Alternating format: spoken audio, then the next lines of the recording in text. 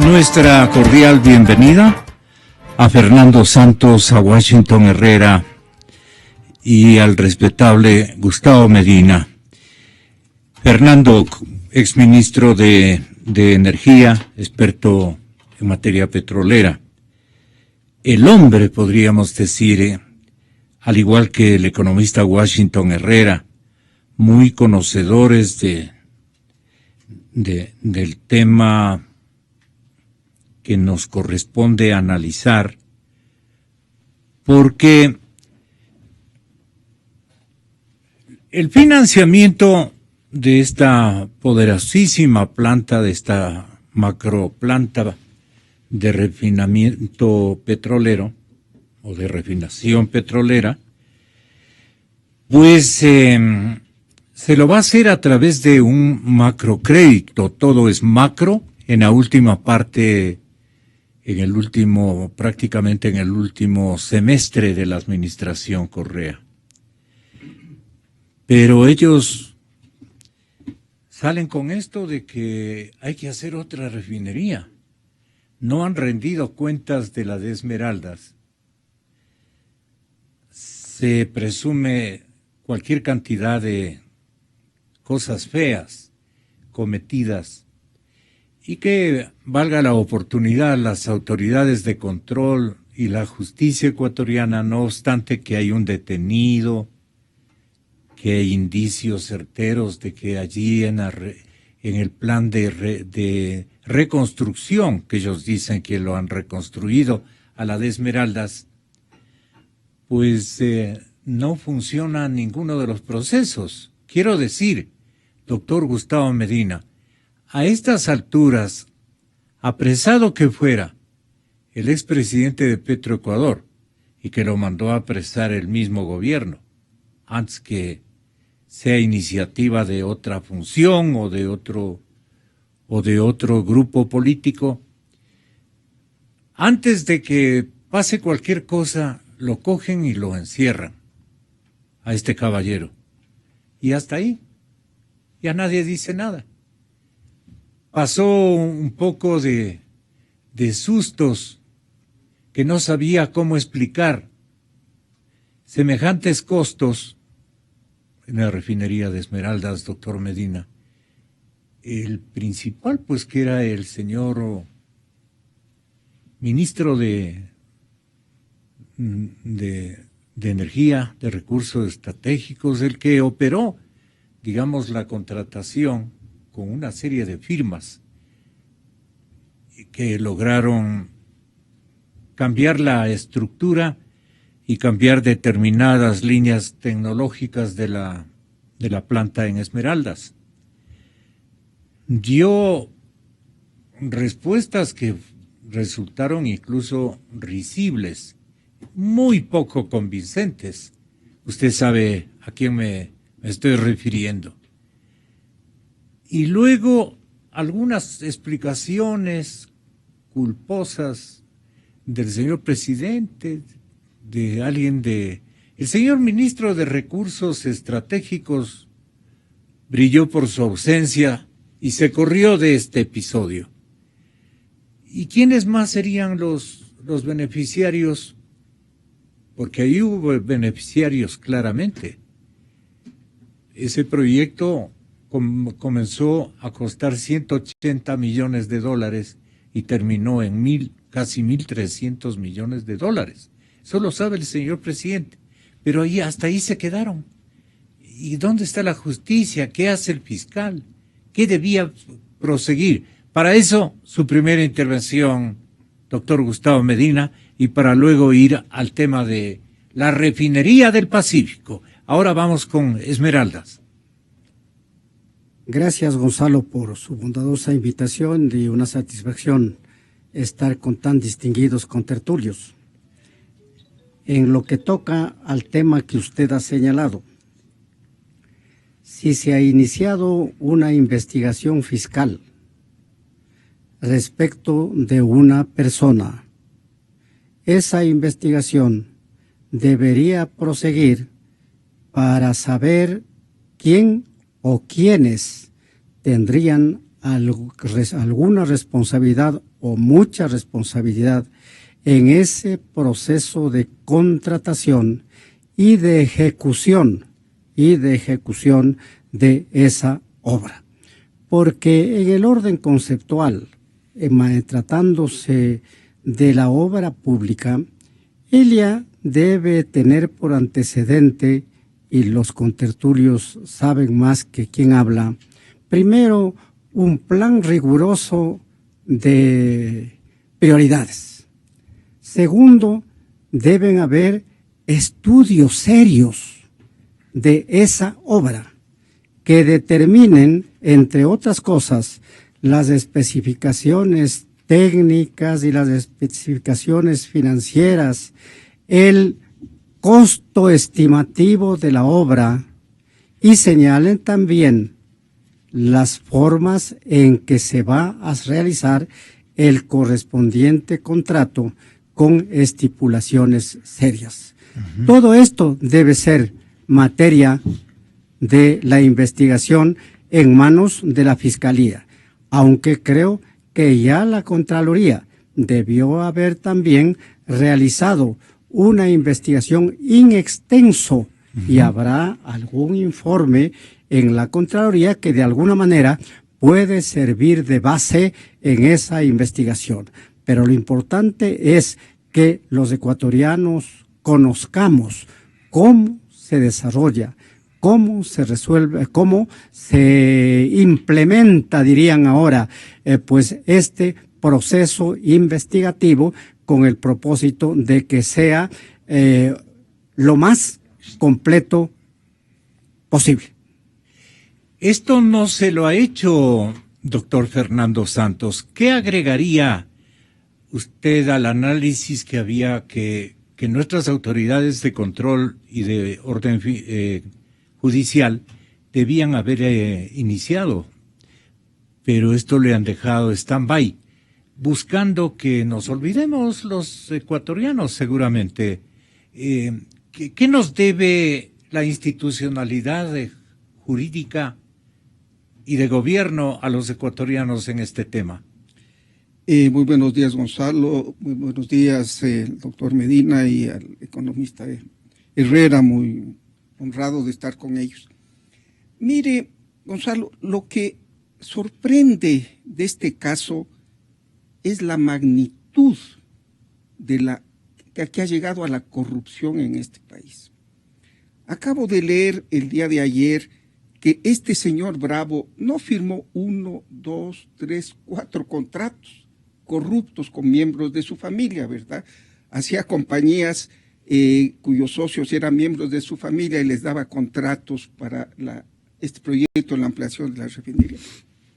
Dicen que son más de 120 contratos que ha firmado este señor. 120. Pero si en una obra como la refinería hay varios niveles, primero de aprobación y luego de fiscalización. Si usted para hacer una casa, el arquitecto, el ingeniero compran el cemento, compran el hierro, usted supervigila, usted en un edificio tiene un ingeniero fiscalizador, él trabaja para una compañía a la que tiene que dar cuentas. Pero la obra inmensa de 1.400 o 300 millones de dólares a la deriva, sin el mejor control, una verdadera arca abierta. Y por supuesto la tenían bien escondidita, la Contraloría, la Fiscalía, no decían nada. ¿Quién descubre este caso? Los papeles de Panamá. Por ahí viene, sí. Por ahí viene, porque ahí se descubre que este señor Bravo tenía compañías. Y los periodistas que analizan estos papeles de Panamá, entre estos el señor Fernando Villavicencio, ¿no? Si no, no nos hubiéramos enterado. Pero que un país tan pequeño en una obra específica, que haya habido 120 con los contratos que firmó, motivo de corrupción, realmente le dejan a uno perplejo. ¿En qué país vivimos? Es un arca abierta, esto es ya... tierra de nadie. Tierra de nadie. le espeluzna a uno. Y todos los que estaban con él, porque no es solo, siguen igualitos. Quizás al señor Pareja le sacaron. El resto, igualitos. La compañía que hicieron la refinería, no solo igualitas, sino que hoy están contratando con ellas para la refinería del Pacífico. O sea, la moraleja es en cuán bajo hemos caído en términos de corrupción, Gonzalo. Usted ha escrito una muy atinada columna de opinión, economista Washington Herrera, como siempre. Usted primero piensa que lo que antes que endeudarnos en 13,000 millones, ¿no?, tras la experiencia de Esmeraldas, que no nos dan cuenta de nadie se atreve a rendir cuentas. Todo el mundo entra a alguna judicatura y entra reído y sale por las mismas. El señor Pareja Yanuseli dice que con las ganancias, casi dice eso, o por lo menos los que han escrito y han investigado esto le atribuyen así sigilosamente como que él se ha beneficiado y le hablan de un terreno más o menos significativo y él dice, pero ese no es mío, eso es de mis hijos, que yo les di. Es que ahí está lo complicado de su declaración. Dice, eso no es mío, eso es de mis hijos que yo les di. Entonces, primero de haber sido suyos, quien quiera colige aquello.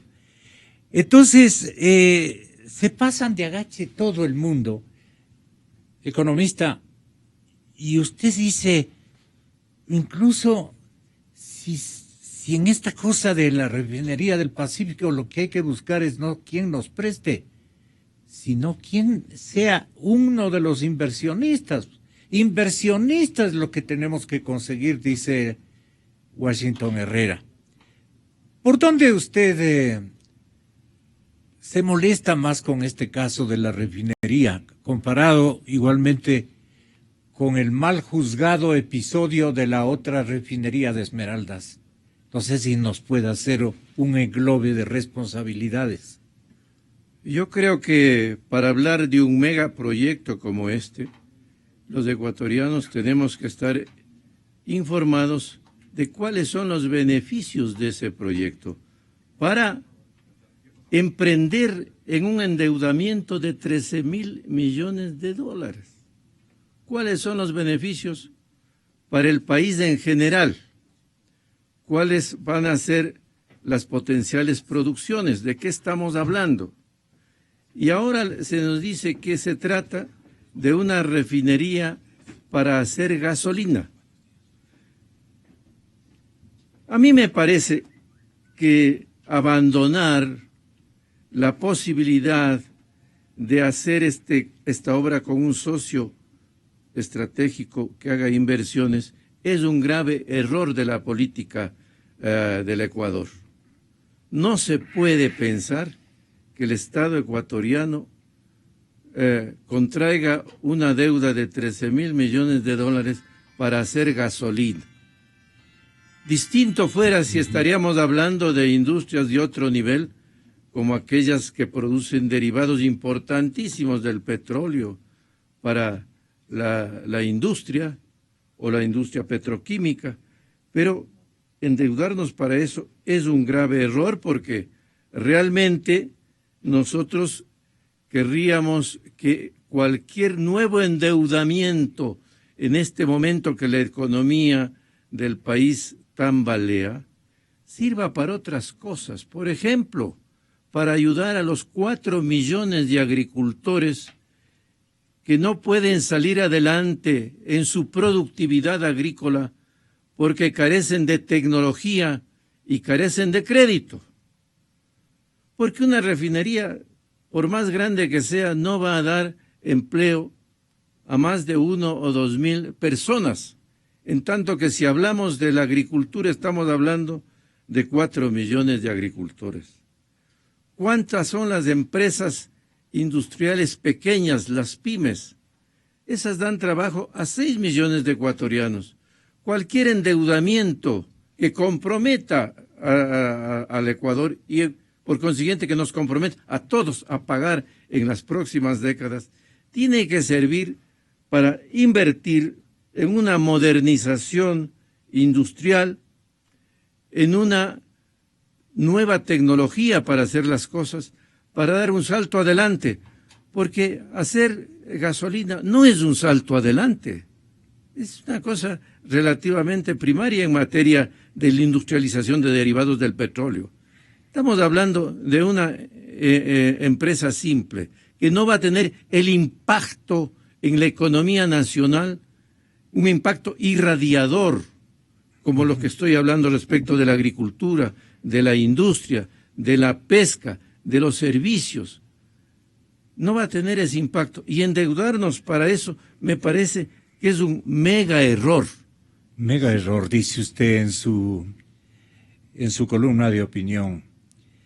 Pero no sé, economista, ¿cómo el señor presidente de la República, en lugar de buscar inversionistas para semejante tamaño de obra y costo de obra, él se envía a su ministro de Recursos Estratégicos a buscar el dinero y al parecer encuentra, le tenemos esa grabación, pido a producción del señor, la que formuló esta mañana el asambleísta Páez, en el sentido de que decía que ya vienen ahora los chinos, hoy, que él tenía una comisión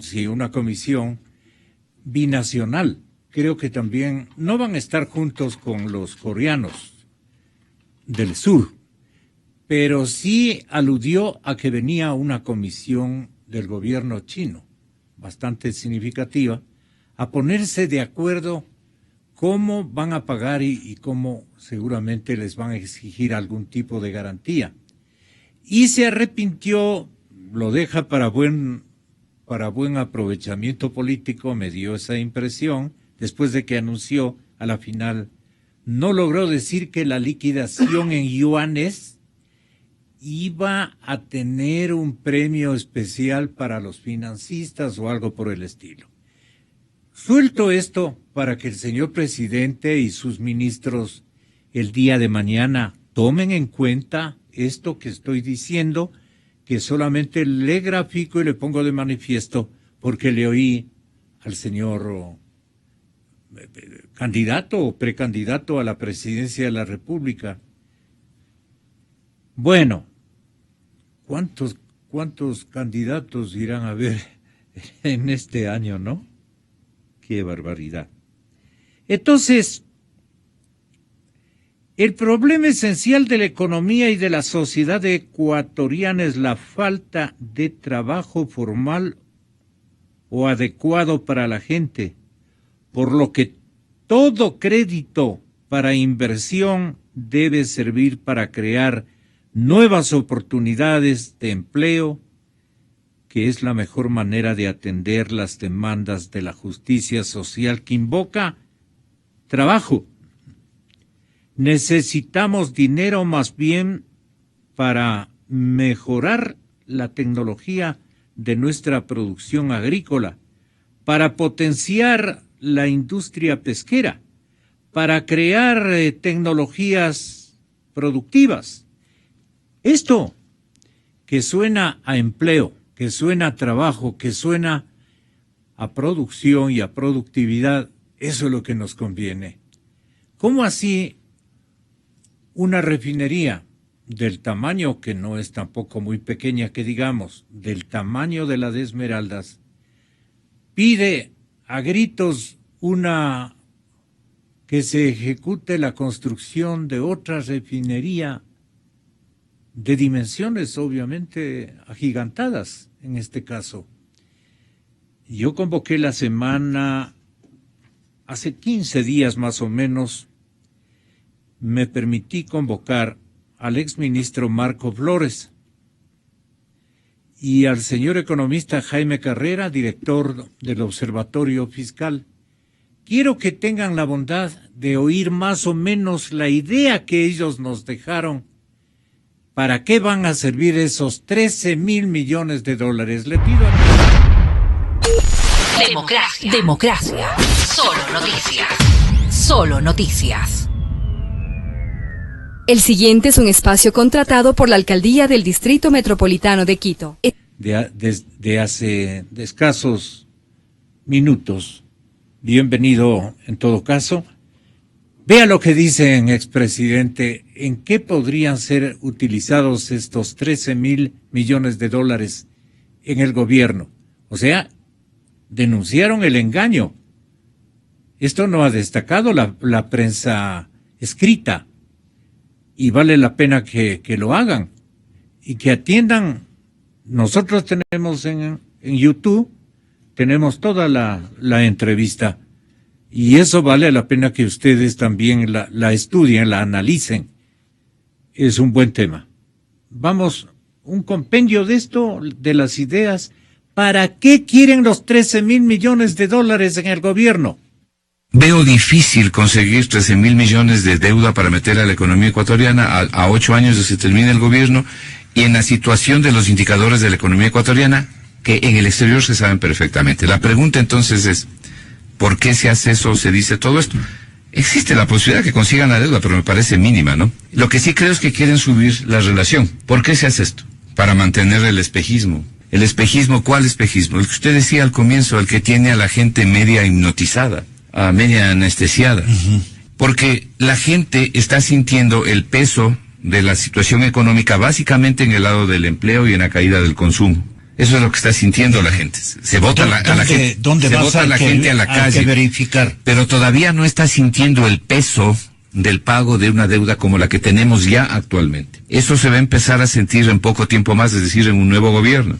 Me parece que lo que se trata aquí es de mantener ese espejismo hasta que venga el próximo, patear la pelota al otro gol, atravesar la cancha. ¿Con qué? Con 2 árbitros. El uno con más impuestos, que ya los han implementado. A lo mejor les falte por ahí algún otro, pero no creo que insistan mucho más en los impuestos porque les es perjudicial políticamente. Pero en cambio, el otro árbitro es deuda. Deuda, más impuestos, el peor de los mundos, la peor combinación posible. Esa es la receta, más bien dicho, ese es el legado de la receta que le queda al próximo gobierno para que la gente reciba un ajuste brutal que hay que tratar de evitarlo. Por sentido común uno dice, en este momento donde las cuentas públicas están debilitadas, donde la economía está debilitada, ¿y la confianza? Donde la confianza, el riesgo del país. Además hay algo fundamental en este crédito. La misma Constitución y la ley dice que si se contrataría este crédito, tendría que hacerse sobre la base de un programa de sostenibilidad de las cuentas públicas en el futuro,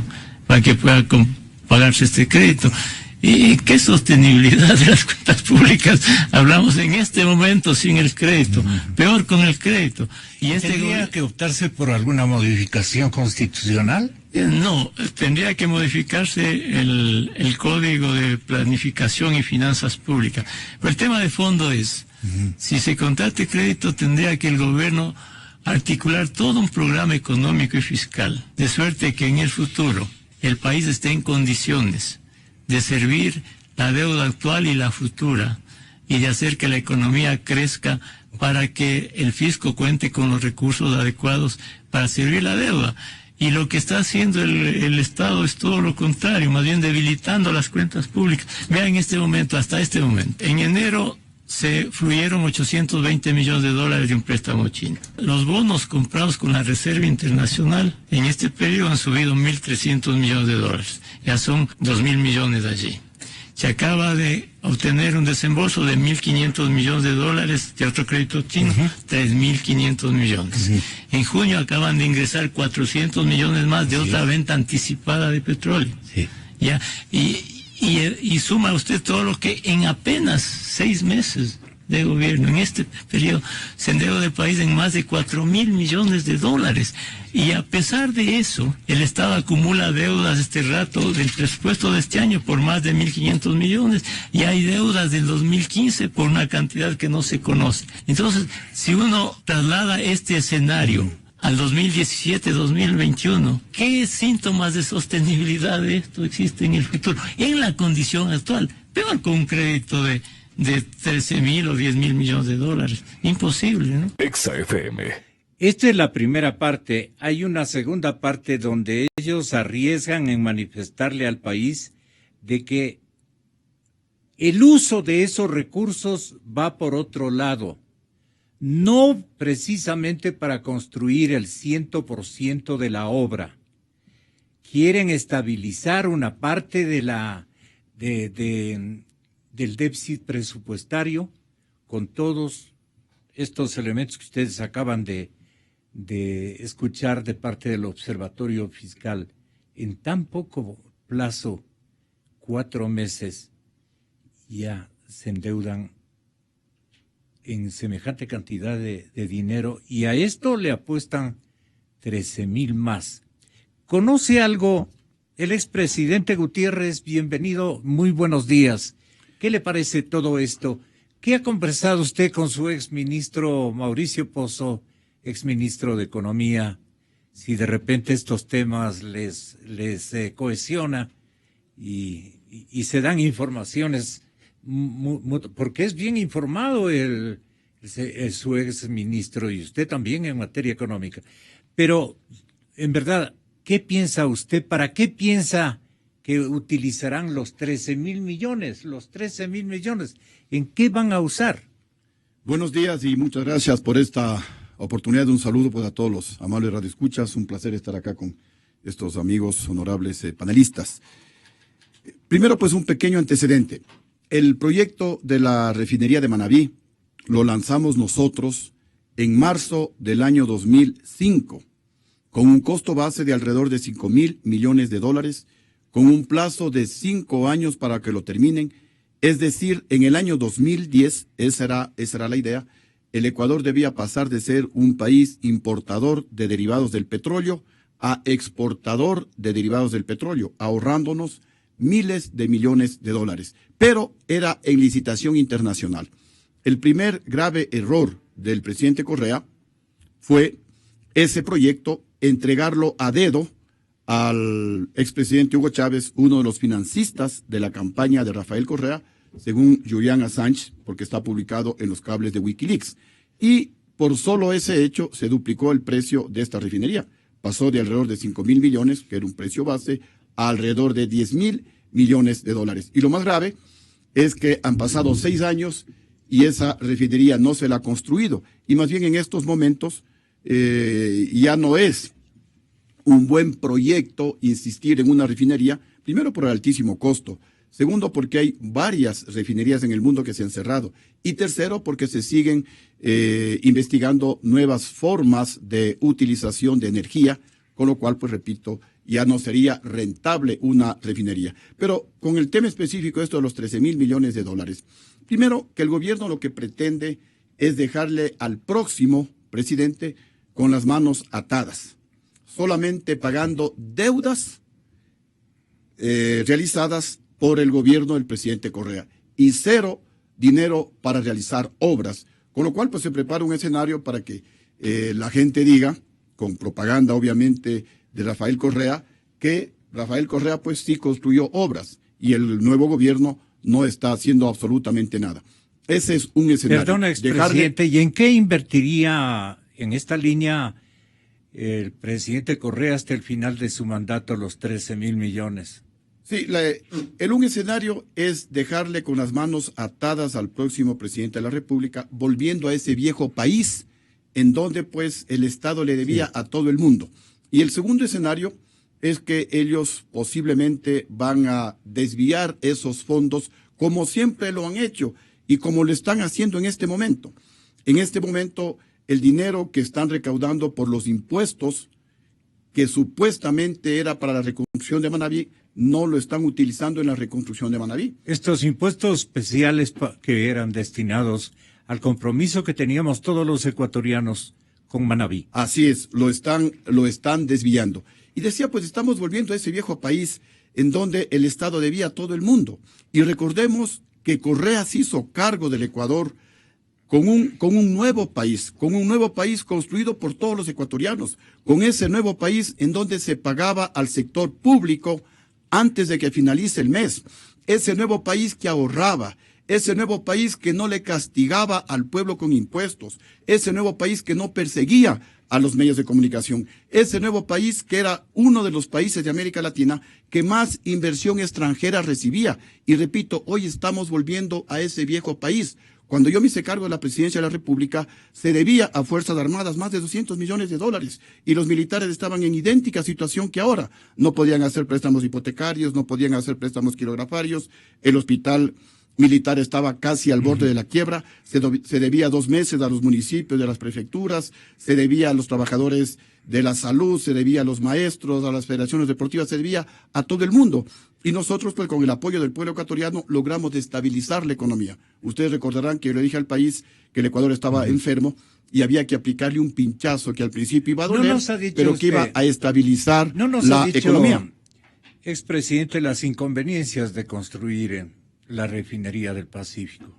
En ese momento, cuando nosotros lanzamos ese proyecto, era positivo, era adecuado, el petróleo estaba en alza y era pues una posibilidad dentro de nuestra planificación. Lo que nosotros queríamos era pasar de ser exportadores de derivados del petróleo a ser importadores de derivados del petróleo. En esa época, pues, era un buen proyecto, era un buen negocio para las finanzas públicas ecuatorianas. Recuerden que estábamos creciendo en el año 2004 y a comienzos del 2005 al 8.9% de la economía.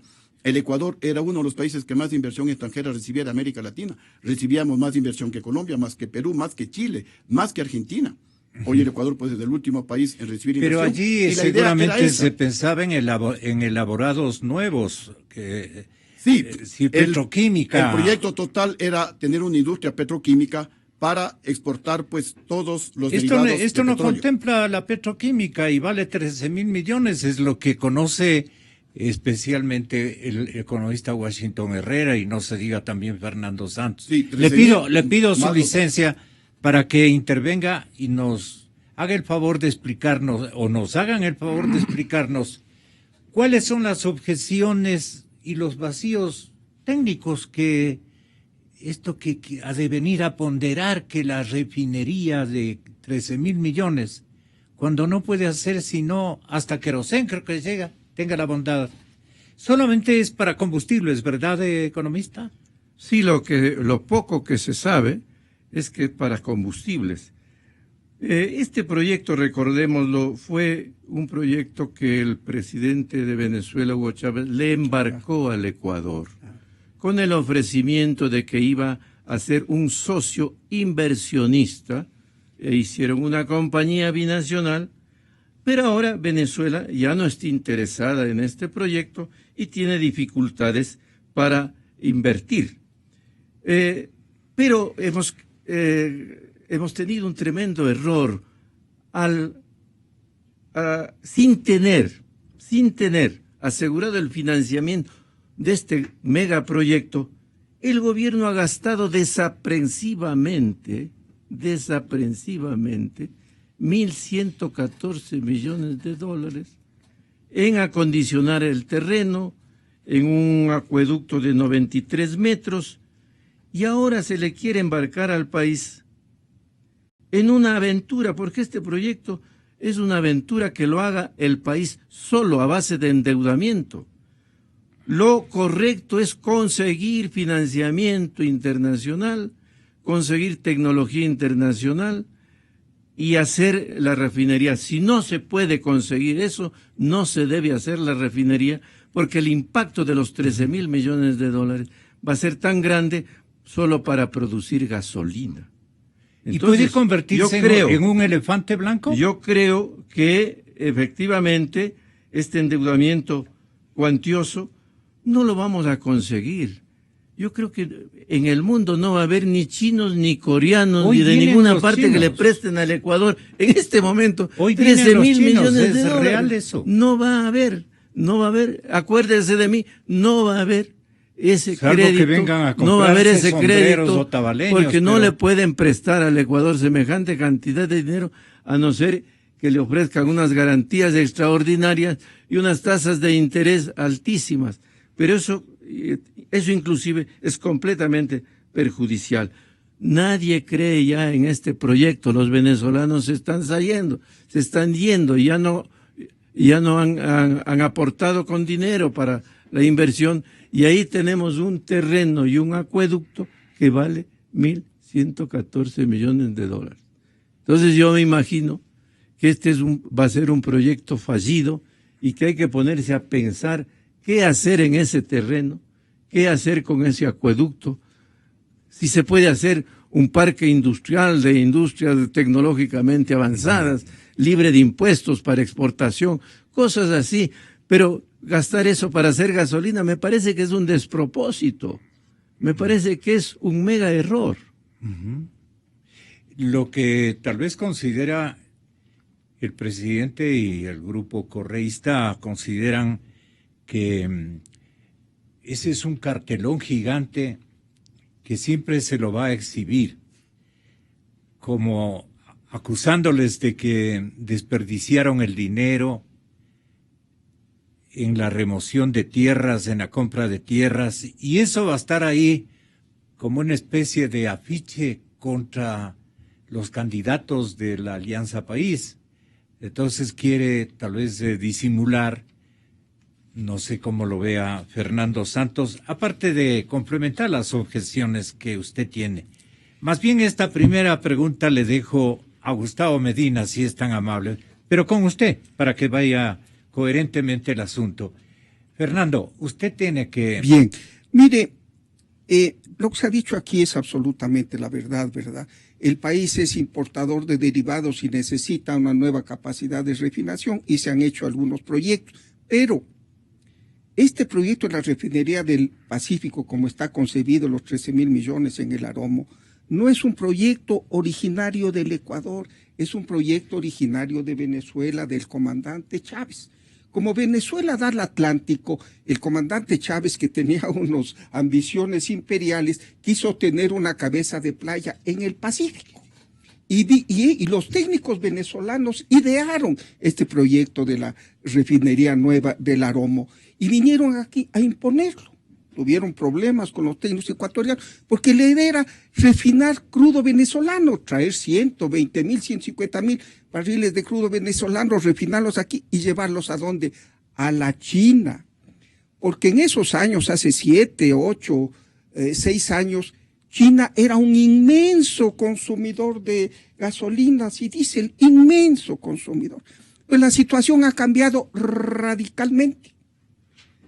Se ha aumentado tanto el consumo de combustibles en la China que se ha creado un problema, un macro problema ambiental. Pekín, a las 12 del día parece 12 de la noche por la nube de smog. Entonces ya se han tomado medidas para reducir el consumo. Ya hay días en que no pueden circular automóviles. En primer lugar. En segundo lugar, no solo que la demanda de combustibles en China está disminuyendo, sino que la oferta se ha incrementado, viendo que se vendían 15, 17 millones de vehículos al año en China. Todo el mundo quiso poner refinerías. Y hoy hay un exceso de refinación en China. Entonces el mercado chino, para el cual estaban destinados los productos de la refinería del Aromo, ya no existe. Por eso Venezuela, sabiamente, que los venezolanos son inteligentes, ya se retira. Dice, no, este proyecto ya no es viable, me retiro. Y nosotros... al 20% a nomás, menos, Gonzalo, ya se quedarán en nada, no son tontos, no es un proyecto absurdo, entonces lo están parando. Pero ya tomo como válidas las declaraciones de nuestro amigo Páez, de que vendrán los chinos. ¿Sabe qué van a decir cualquier prestamista? Deme un campo petrolero. Por ejemplo, que le den el Sacha, ¿verdad?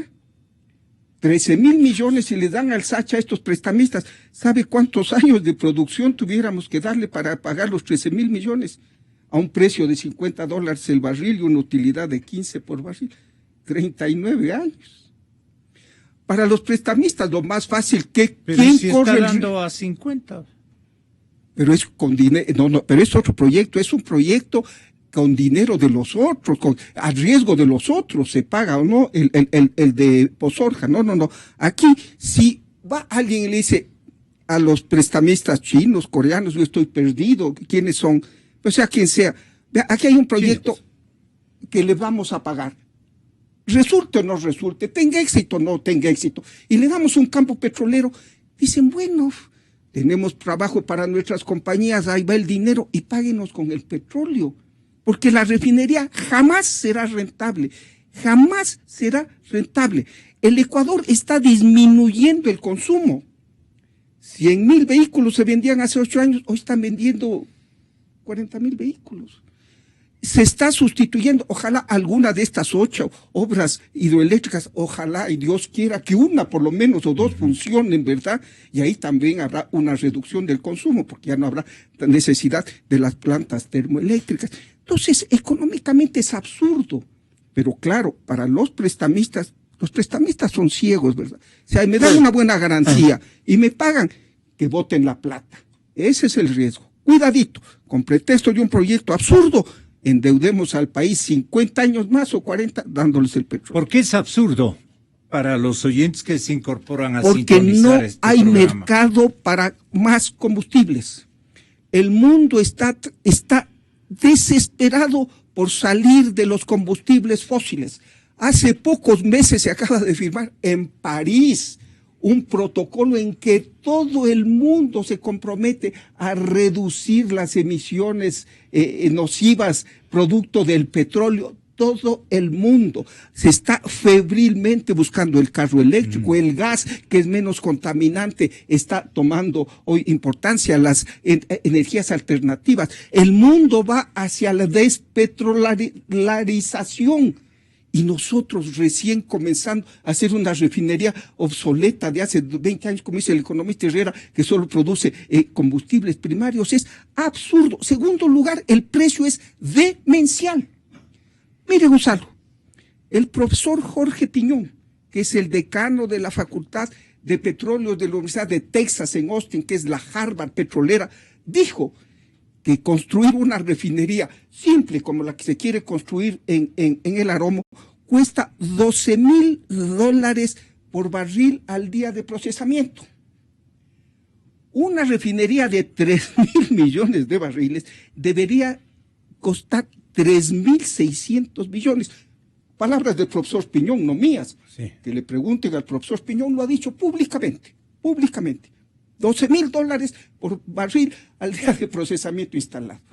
Y cuesta 13,000 millones. Todo se ha hecho mal en esta refinería. Hay escándalo y corrupción desde Foja 1, como decimos los abogados. El terreno donde se está construyendo, Gonzalo, costaba pocos miles de dólares. Vino un señor y lo compró en cientos de miles de dólares, 400,000, 500,000. ¿Sabe a cuánto le vendió a los señores de la refinería? A $8 millones. Un terreno que él compró en $400,000, 500,000. Un día, a los 15 días, les vendió en $8 millones. Y no solo eso, les dio menos de los que de la superficie que les vendió. Los contratos con la SK o las compañías que han hecho los estudios, dígame uno que haya sido hecho por licitación. Uno de los cientos. Y cuando no hay licitación, ¿qué hay? Corrupción. Entonces, un proyecto absurdo, ridículo, inviable. Por eso Venezuela se sale. Ya dijeron un momentito, hasta aquí llegamos.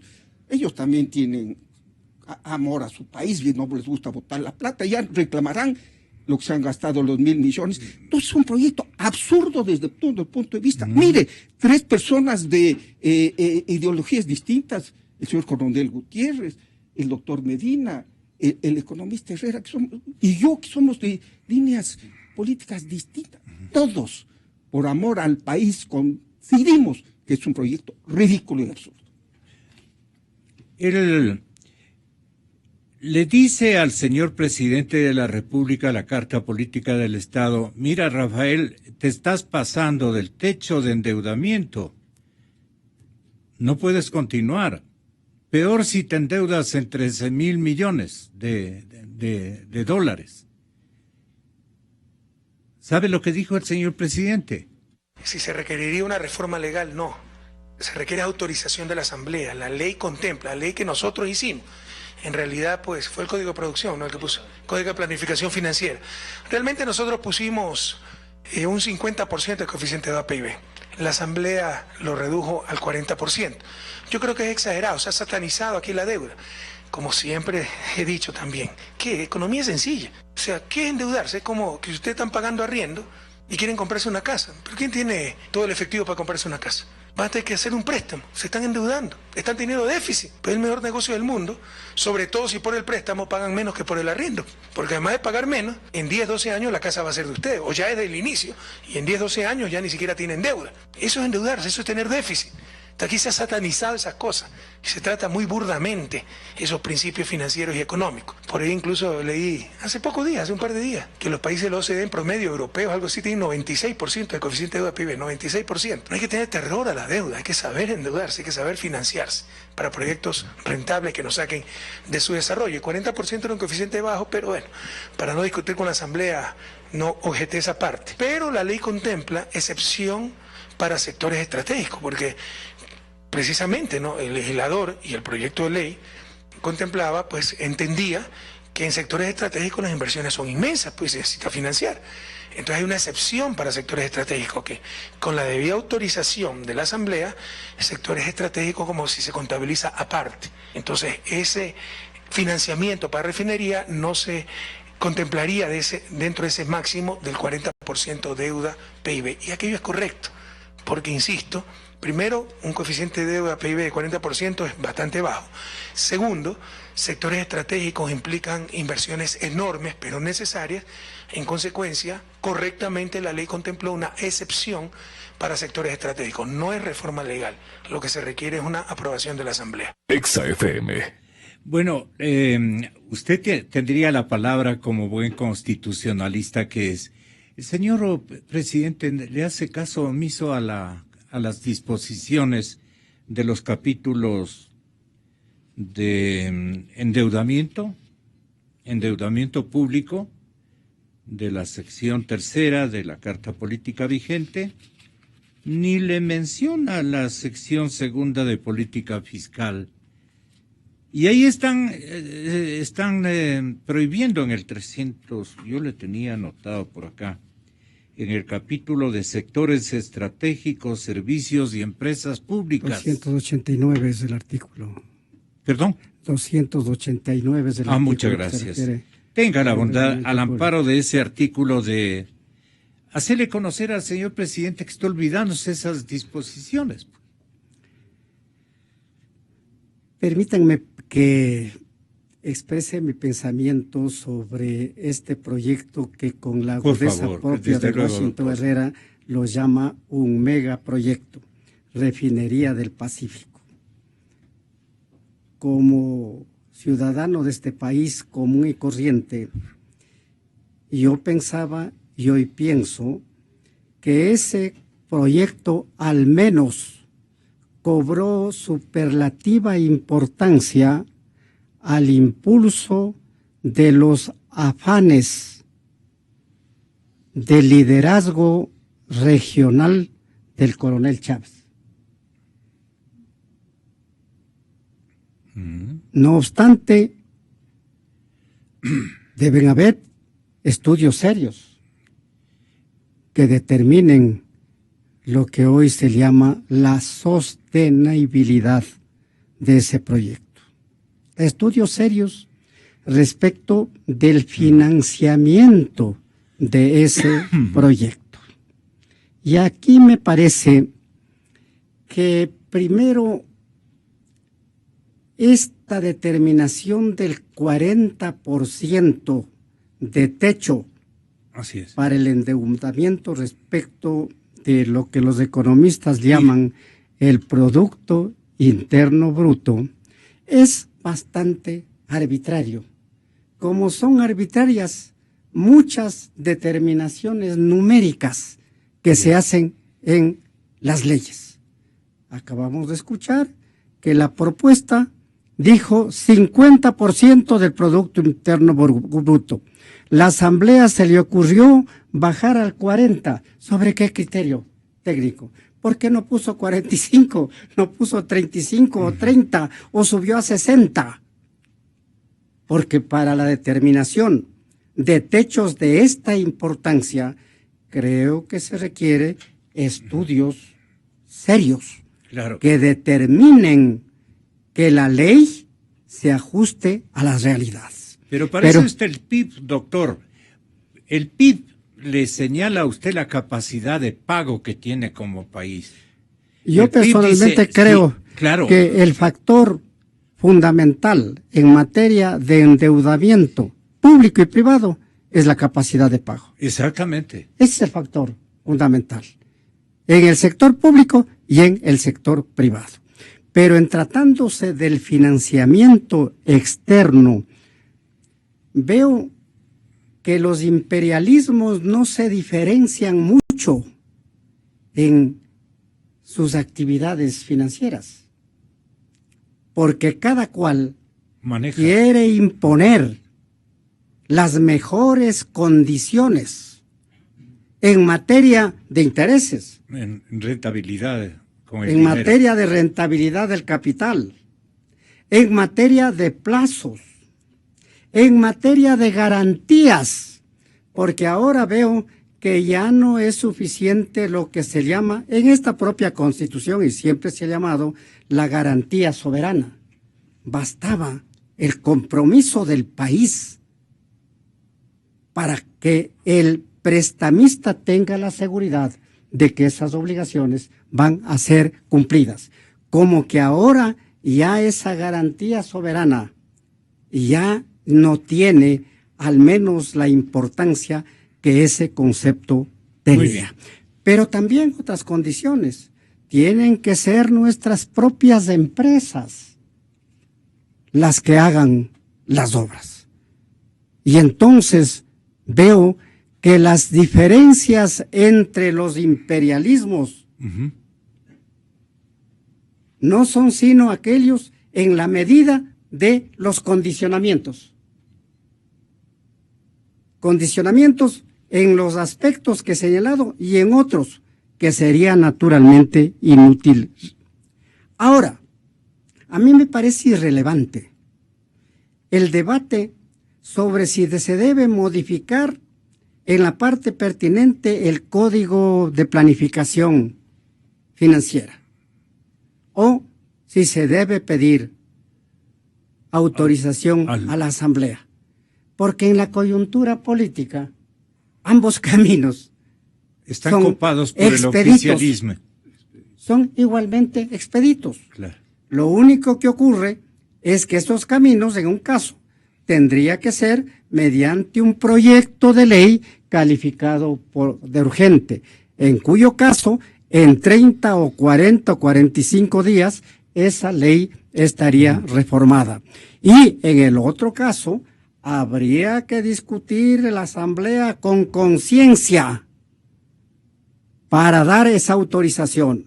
¿Y sobre qué base debe discutir esa Asamblea? Sobre un informe concienzudo, detallado, fundamentado, esencial de lo que esta Constitución, en el artículo que le sugerí hace un momento, señala y le denomina Comité de Deuda. Ese comité debería, pues, haber ya preparado, no sé si lo haya hecho, un informe sustancial para saber si nosotros tenemos capacidad de pago para hacer un nuevo endeudamiento. ¿Cómo quiere, señor presidente, que le...? Por eso yo veo que resulta realmente, y reitero, irrelevante hablar uno u otro camino. Perdonen porque ustedes los dos caminos igualmente son Correcto. expeditos dada la actual coyuntura política. En todo caso, hay que pensar en el país y en su futuro. Desde luego. Usted no se alarma mucho. No puedo, bueno, pues soy ecuatoriano que vivo como todos. Digo, no se alarma mucho del gran paquetón de endeudamiento que nos quiere legar el señor presidente Correa. A mí me preocupa todo tipo de endeudamiento, porque a la postre tenemos que pagarlo. Así es. Nosotros, Creo que en el todos transcurso estamos del tiempo. inmensamente preocupados por ese endeudamiento. Perdone, señor expresidente, que usted me permita configurar un discurso entre colegas. Ya muy pronto el presidente Correa será parte del club de expresidentes. Unos que se quedan viendo, que se saludan con cordialidad y respeto, y otros que son enemigos a muerte. Eso he visto yo en mis 42, casi 43 años de periodismo en ejercicio. Entonces, usted es de iniciativas. Si es que en algún momento en este periodo, en donde puede pecar el señor presidente de buena fe, pecar de buena fe, el desoír las leyes y la carta política es un pecado para un mandatario que jura ante Dios y ante el pueblo respetar ese estatuto que a todos nos corresponde obedecer. Perdone por decir a la carta política estatuto, perdonen. Pero usted le daría un mensaje en este momento al señor presidente Correa, a sabiendas de que viene a dar en la sabatina. Pero esto va a pegar en cambio en la gente. ¿Usted qué le recomendaría hacer y no hacer? Tenga la bondad. Definitivamente el presidente, en base a su prepotencia, está cometiendo gravísimos errores, y no de buena fe, son de mala fe. Hablando sobre el tema del 40%, ¿por qué fijar un endeudamiento hasta un 40% como techo del Producto Interno Bruto? Por varias razones, entre otros motivos. Somos un país en vías de desarrollo y necesitamos recursos frescos para invertir en más infraestructura para alcanzar ese desarrollo. Somos una economía dolarizada. Debemos volver a las leyes de responsabilidad y transparencia en el gasto y en el endeudamiento fiscal. Y no diciendo al presidente Correa, no nos está diciendo a nosotros. ¿Por qué yo, cuando cambié de ministro de Economía, salió el ministro Mauricio Pozo, me quedé unos 10 días buscando un nuevo ministro con un perfil de acuerdo a mi concepción y al modelo, si así se lo puede llamar, económico que estábamos aplicando en el Ecuador? Me demoré 10 días. Vino gente de Rafael Correa justamente a proponerme, entre otras cosas, que eliminemos la ley que nosotros aplicábamos de responsabilidad en el endeudamiento y en el gasto fiscal. Y entre otras cosas proponía eliminar la ley de ahorro en el Fondo de Estabilización Petrolera llamado FEIREP. Y justamente le dije que no, pues que eso es totalmente contraproducente, que eso va a ser totalmente negativo para el país. Y ahí están las consecuencias, ecuatorianos. En nuestro gobierno crecíamos al 8.9%. Hoy vamos a decrecer al 4.5%. Esas son las consecuencias. Le pedí esto de favor especial. ¿Qué le recomienda usted como expresidente al actual presidente Correa? Que escuche el clamor del pueblo ecuatoriano. ¿Qué dice el pueblo? No tenemos trabajo. Y la única posibilidad de que haya trabajo en el Ecuador es a través de inversiones productivas. Sin inversiones no hay crecimiento económico. Sin inversiones no hay producción. Sin inversiones no hay empleo. Y el Ecuador ya era uno de los países de América Latina que más inversión extranjera recibía. Hoy somos el último. ¿Por qué la gente no viene a invertir en el Ecuador? Porque no hay confianza en el presidente. Porque el presidente, con la mega propaganda, aquí nos engaña. Si cabe el término, nos lava el cerebro a los que se dejan lavar el cerebro, obviamente. Pero en el extranjero nadie cree en el presidente Correa. Porque si este sería un buen modelo, las empresas internacionales estarían haciendo cola para invertir en el Ecuador, pero nadie quiere invertir en el Ecuador porque nadie cree en este modelo, porque nadie cree en el presidente Correa. Entonces el presidente debería escuchar ese clamor del pueblo. El pueblo quiere empleo y no hay empleo. El pueblo ya no soporta más impuestos. La carestía de la vida le está agobiando al pueblo ecuatoriano.